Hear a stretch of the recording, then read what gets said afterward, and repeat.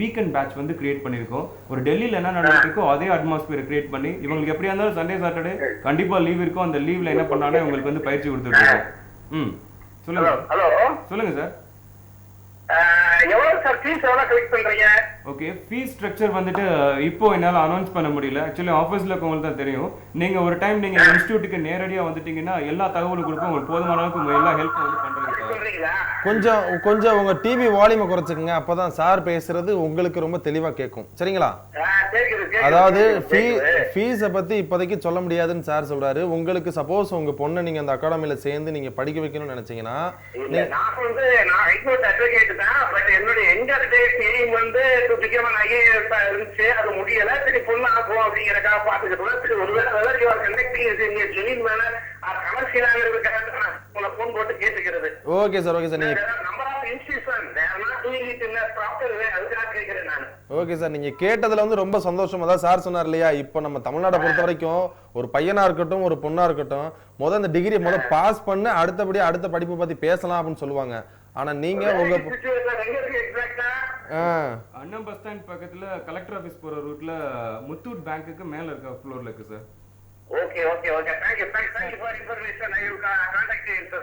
Thank you sir, thank you. நேரடியா வாங்க, உங்களுக்கு முழு தகவல் கொடுக்க தயார் சார். நல்லது, ரொம்ப மகிழ்ச்சி. வணக்கம். ரொம்ப மகிழ்ச்சி சார். ஓகே சார், நம்ம அகாடமியில் வந்து இப்போ பார்த்தீங்கன்னாக்கா இது கோர்ஸ் ஒரு டிகிரியோ இல்லை அல்லது ஒரு டிப்ளமோ கோர்ஸோ அதை முடித்தவங்களுக்கு தான் அந்த மாதிரி கோச்சிங் எடுக்கிற மாதிரிலாம் கிடையாது.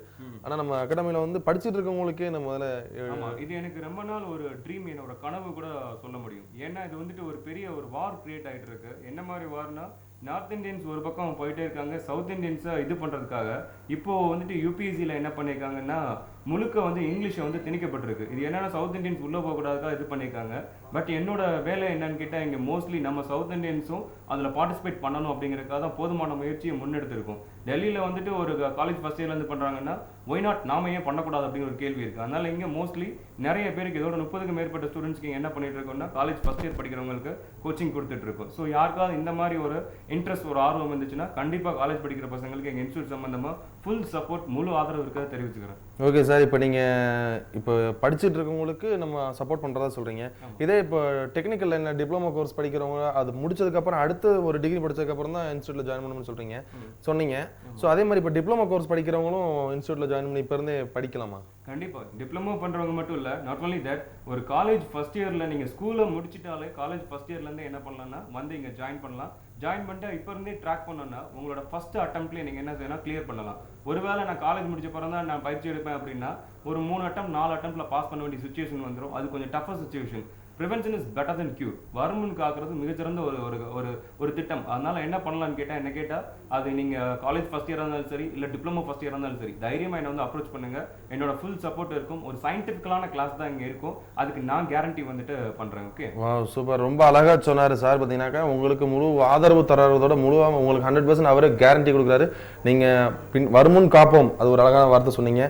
பின்னாடி யோசிக்கிறதுக்கு முன்னாடி நம்ம சேர்ந்த இன்ஸ்டியூட்டில் பற்றி, அதாவது எப்படி நான் ஒரு விஷயத்தை பழக தான் நிறைய நமக்கு அதாவது எப்படி சொல்கிறது, பழகினா தான் நமக்கு அதோட ஆர்வம் அதிகமாகும். அதே மாதிரி பார்த்தோம்னா நம்ம இன்ஸ்டியூட்டில் சேர்ந்து படிக்க தான் ஃபியூச்சரில் பார்த்தீங்கன்னா அது ஒரு ஈஸியாக அது ஒரு பாரமாக தெரியாது. அந்த மாதிரி சொல்கிறீங்க.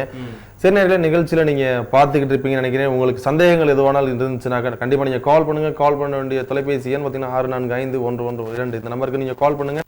நம்ம நிகழ்ச்சியில் அடைப்பாளருக்கு முன்னாடி ஒரு சின்ன ஷார்ட் கமர்ஷியல் பிரேக். சார் தான் ஐஏஎஸ் பாஸ் பண்ணிருக்காரு, அவரே ஆர்டர் பண்ணிட்டோம். என்ன வேணுமோ ஆர்டர் பண்ணி சாப்பிடுங்கடா. சந்தோஷமான தருணத்தில் நம்மளுடன் இணைய போவது நியூ ஜெர்சில இருந்து சுரேஷ். அன்பு செல்வன் ஐஏஎஸ். என்னடி சொல்ற? நம்ம அன்பு செல்வன் ஐஏஎஸ் பாஸ் பண்ணிட்டான். அதுக்கு தான் ட்ரீட் கொடுத்துட்டு இருக்கான். நம்ம சால்ட்டுப்பா. S mister அப்பாட்டக்கர். நம்ப முடியவில்லை. நான் நம்பினேன் Indian IAS academy. Indian IAS academy இப்போது மதுரை. சார் தான் ஐஏஎஸ் பாஸ் பண்ணிருக்காரு, அவரே ஆர்டர் பண்ணிட்டோம். என்ன வேணுமோ ஆர்டர் பண்ணி சாப்பிடுங்கடா. சந்தோஷமான தருணத்தில் நம்மளுடன் இணைய போவது நியூ ஜெர்சில இருந்து சுரேஷ். அன்பு செல்வன் ஐஏஎஸ். என்னடி சொல்ற? நம்ம அன்பு செல்வன் ஐஏஎஸ் பாஸ் பண்ணிட்டான். அதுக்கு தான் ட்ரீட் கொடுத்துட்டு இருக்கான். நம்ம சால்ட்டுப்பா. S mister அப்பாட்டக்கர். நம்ப முடியவில்லை. நான் நம்பினேன் Indian IAS academy. Indian IAS academy இப்போது மதுரை. சார் தான் ஐஏஎஸ் பாஸ் பண்ணிருக்காரு, அவரே ஆர்டர் பண்ணிட்டோம். என்ன வேணுமோ ஆர்டர் பண்ணி சாப்பிடுங்கடா. சந்தோஷமான தருணத்தில் நம்மளுடன் இணைய போவது நியூ ஜெர்சில இருந்து சுரேஷ். அன்பு செல்வன் ஐஏஎஸ். என்னடி சொல்ற? நம்ம அன்பு செல்வன் ஐஏஎஸ் பாஸ் பண்ணிட்டான். அதுக்கு தான் ட்ரீட் கொடுத்துட்டு இருக்கான். நம்ம சால்ட்டுப்பா.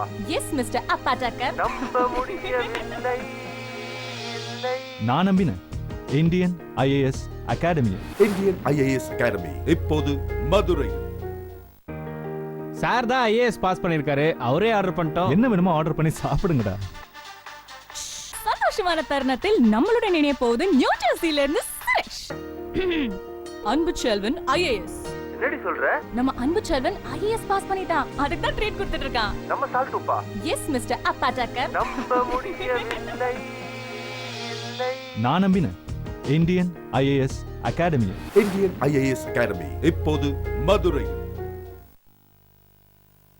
அகாடமியிலேருந்து சார் பிரசன்னா சார் வந்து மாணவர்களுக்கு வழிகாட்டி எதிர்காலத்தில் என்ன படிக்கலாம், எப்படி நம்ம ஃபியூச்சரை கொண்டு போகலான்றதை பற்றி ஒரு அழகான ஒரு விமர்சனங்களை நம்ம கூட சொல்லிட்டு இருக்காரு. நீங்கள் நம்ம நிகழ்ச்சியில் கலந்து கொண்டு நீங்கள் வருங்காலத்தில் என்ன படிப்பு நீங்கள் எடுத்து படிக்கலாம் அப்படின்ற உங்களுக்கு சந்தேகங்கள் எதுவானாலும் நம்ம பிரசன்னா சார் கேட்டு தெரிஞ்சுக்கலாம். நம்ம நிகழ்ச்சியில் அடைத்த அழைப்பாளர். ஹலோ வணக்கம். Hello sir. வணக்கம். நீங்கள் திருநங்கை சுஷ்மா சார். சொல்லுங்கள் சார். திருநங்கை சுஷ்மா. திருநங்கை. திருநங்கை. ஓகே. சுஷ்மா சார் என் பேரு. டிபி வந்து திருநங்கை வந்து இந்த யூபிஎஸ்சி எக்ஸாம் நான் ஏற்கனவே எழுதியிருக்கேன். ஓகே. ஆனா ரிசர்வேஷனோட ப்ரியாரிட்டி எதுவுமே கிடையாது.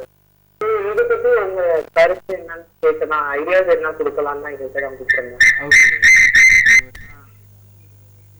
பட் ஆனா அதுக்கு ஆன்சர் பண்ணி கொஞ்சம் குறைச்சிக்கிறீங்களா? சொல்லுங்க சொல்லுங்க. இல்ல என்னன்னா திருநங்கைகள் வந்து திருநங்கைகள் இருக்காங்க, திருநம்பிகள் இருக்காங்க. போன நான் 2 வருஷம் எழுதிருக்கேன். டிபிஆர் வந்து பெண்ணு பாலினத்துலதான் எழுத முடியுது. ஆணுன்ற பாலினம் பெண்ணுன்ற பாலினத்துலதான் இருக்கிறனால பெண்ணுன்ற பாலினத்துலதான் எழுத முடியுது. ஆனா திருநம்பிகள் இருக்காங்க. அப்படிலாம் இருந்து ஆனா மருமவங்களும் எழுத முடியுமா அப்படின்ற ஒரு கேள்வி. Okay, thank you. நான் பதில் சொல்கிறேன், அதை நீங்கள் தெளிவாக கேட்டுக்கோங்க. ஆக்சுவலி ஆர்டிகல் 14 அப்படிங்கிறது ரொம்ப முக்கியம். நம்ம இந்திய அரசியலமைப்பு சட்டம் ஆர்டிகல் 14ங்கிற இந்திய அரசியலமைப்பு சட்டம் ஒரு சில விஷயத்தை தெளிவுபடுது. அதாவது என்னன்னா ஈக்குவாலிட்டி பிஃபோர் லா அப்படின்னு சொல்லியிருக்காங்க. இந்த மண்ணில் இந்திய மண்ணில் யாரெல்லாம் பிறந்திருக்காங்களோ அடிப்படை உரிமை எல்லாருக்கும் சமம், யாரும் நிராகரிக்கப்படக்கூடாதுன்னு சொல்லியிருக்காங்க. என்னுடைய ஆர்டிஐ பெட்டிஷன் வந்து நிராகரிக்கப்பட்டிருந்துச்சு. நான் அதை பத்தி இங்க போராட்டங்கள் நடந்துச்சு. ஓகே ஓகே, நான் சொல்றேன். ஒரு நிமிஷம் எனக்கு பேச விட்டுட்டு நீங்க இது பண்ணுங்க. இப்போ ஆர்டிகல் 16 வந்துட்டு ஆர்டிகல் 15 என்ன சொல்லுதுன்னா there is no discrimination between gender.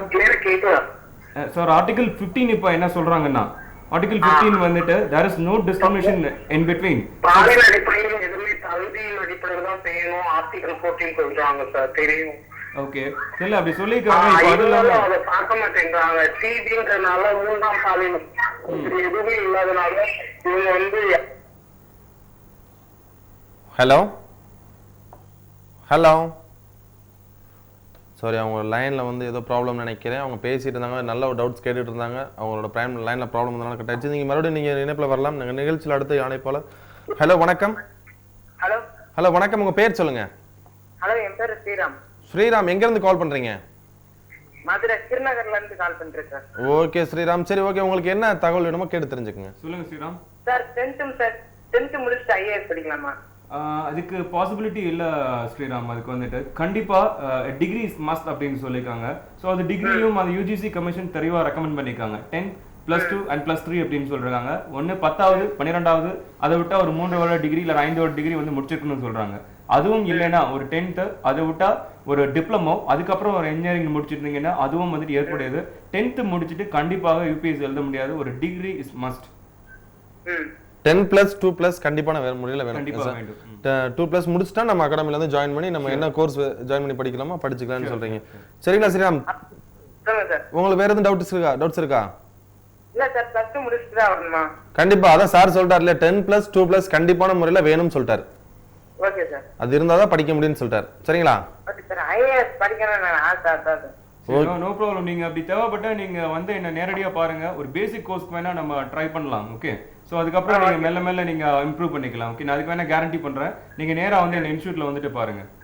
Okay sir. சரிண்ணா ஸ்ரீராம், நீங்க உங்களோட ஆர்வத்துக்கு வாழ்த்துக்கள். ஆனா நீங்க படிக்கணும்னு ஆசைப்படுறீங்க, சார் வந்து உங்களுக்கு ஸ்பெஷலா கிளாஸ் எடுக்கிறேன்னு சொல்றாரு. நீங்க நேர்ல வந்து பாருங்க, சரிங்களா? Okay sir. நன்றி ஸ்ரீராம். ஓகே சார், ரொம்ப அழகா சொன்னீங்க. எனக்கு ஒரு டவுட்ஸ் என்ன சார், இப்போ நம்ம ஓஎஸ்ல படிச்சா அதுக்கு எலிஜிபிள் கிடையாது அப்படின்னு சொல்றீங்க, ரெகுலர்ல படிச்சவங்களுக்கு இருக்குன்றீங்க. இப்போ நம்ம எம்கே யூனிவர்சிட்டிலேயே அதாவது பார்த்தீங்கன்னாக்கா ஃபவுண்டேஷன் கோர்ஸ்னு ஒன்று இருக்கு. ஆமா. இந்த ஃபவுண்டேஷன் கோர்ஸ் அதாவது 10+2+க்கு பதிலாக 10th முடிச்சவங்க +2க்கு பதிலாக ஃபவுண்டேஷன் கோர்ஸ் ஒரு எக்ஸாம் பண்ணி வச்சுட்டு அதுக்கப்புறம் டிகிரி ஜாயின் பண்ணி படிக்க வைக்கிறாங்களா, அது ரெகுலர் மாதிரி கொண்டு போறாங்க. அதுல படிச்சவங்களுக்கு எலிஜிபிள் இருக்கா?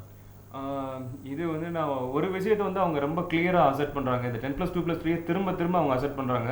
அதுபோக ஒரு ரெகுலர் கோர்ஸ்க்கான சர்டிஃபிகேஷன் அந்த யூனிவர்சிட்டியில வந்துட்டு இது ஒரு ரெகுலர் கோர்ஸ் தான் சொல்லிட்டு எந்த யூனிவர்சிட்டி படிக்கிறாங்களோ அந்த யூனிவர்சிட்டி சர்டிஃபை பண்ணுச்சுன்னா அந்த சர்டிஃபிகேட்டை வச்சு நீங்க கண்டிப்பா என்ன செய்யலாம்னு கேட்டா உங்களோட யூபிஎஸ்சி நீங்க கண்டினியூ பண்ணலாம், குரூப் 1ஐயும் நீங்க கண்டினியூ பண்ணலாம். இல்ல அதைத்தான் நான் கேட்கிறேன். என்னன்னு கேட்டீங்கன்னா, இப்போ ரீசெண்டா நான் போய் விசாரிச்சதுல எனக்கு சொன்னது, அதாவது 10+ இப்போ +2 முடிக்காதவங்களுக்கு எம்கே யூனிவர்சிட்டியில எலிஜிபிள் கிடையாது, படிக்க முடியாது. டிஸ்டன்ஸ் எஜுகேஷனும் கிடையாது, ரெகுலரும் கிடையாது, எதுவுமே கிடையாது. இப்போ தமிழ்நாடு ஓப்பன் சீட்ல மட்டும்தான் பார்த்தீங்கன்னாக்கா இப்போ 10th முடிச்சவங்களுக்கு எக்ஸாமினேஷன் வச்சு சும்மா ஒரு ஃபார்மாலிட்டிக்கு ஒரு டிகிரி, ஏதாவது ஒரு லோக்கல் வேலைக்கு ஏதாவது போய்க்கலாம், ஆஃபீஸ் வேலைக்கு போய்க்கலாம் அப்படின்னு சொல்லி கொடுக்குறாங்க. ஆனால் எம்கே யூனிவர்சிட்டிலே ஃபவுண்டேஷன் கோர்ஸ்னு ஒன்று ஆரம்பிச்சு அந்த ஃபவுண்டேஷன் கோர்ஸ்னு +2க்கு பதிலாக ஒரு எக்ஸாமினேஷன் வச்சு அதுக்கப்புறம் டிகிரி ஜாயின் பண்ணி வைக்கிறாங்க. ஸோ அந்த மாதிரி வந்த படிச்சவங்களுக்கு நம்ம இதில் எலிஜிபிள் இருக்குமா? ஐஏஎஸ் இது ஒரு நல்ல கேள்வி. இதுக்கு ஆக்சுவலி ஒரு பெரிய ஒரு ஹேட்ஸ் ஆஃப் உங்களுக்கு சொல்லிக்கணும். இது என்னன்னு கேட்டால் ஆக்சுவலி வந்துட்டு ஒரு விஷயத்தை அவங்க இன்னொரு விஷயத்தை தெளிவுபடுத்துறாங்க. என்னன்னா university should recognise it is a regular degree அப்படின்னு சொல்லியிருக்காங்க.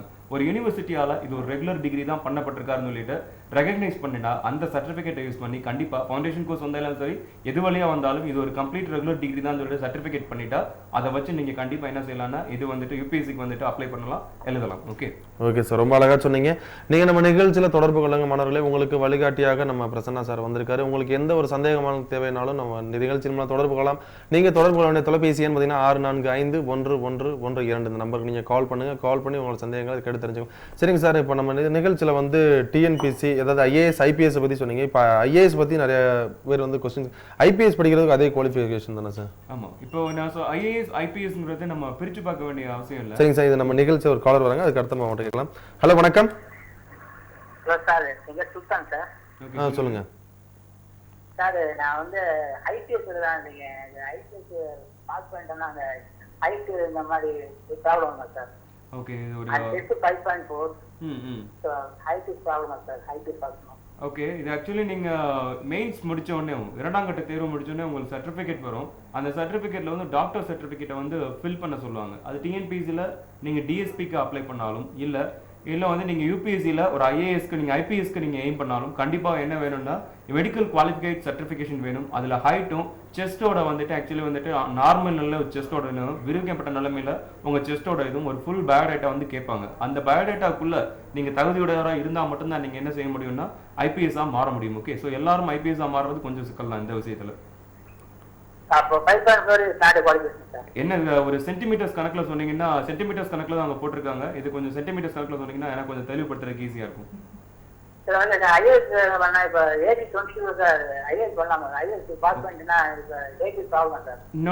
ஏஜ் வந்து மினிமம் ஏஜ் வந்துட்டு 21. 21க்கு அப்புறம் யார் வேணாலும் ஐஏஎஸ் எழுதலாம். ஸோ 22க்கு நீங்க இதை பத்தி வருத்தப்பட தேவையில்லைன்னு நினைக்கிறேன்.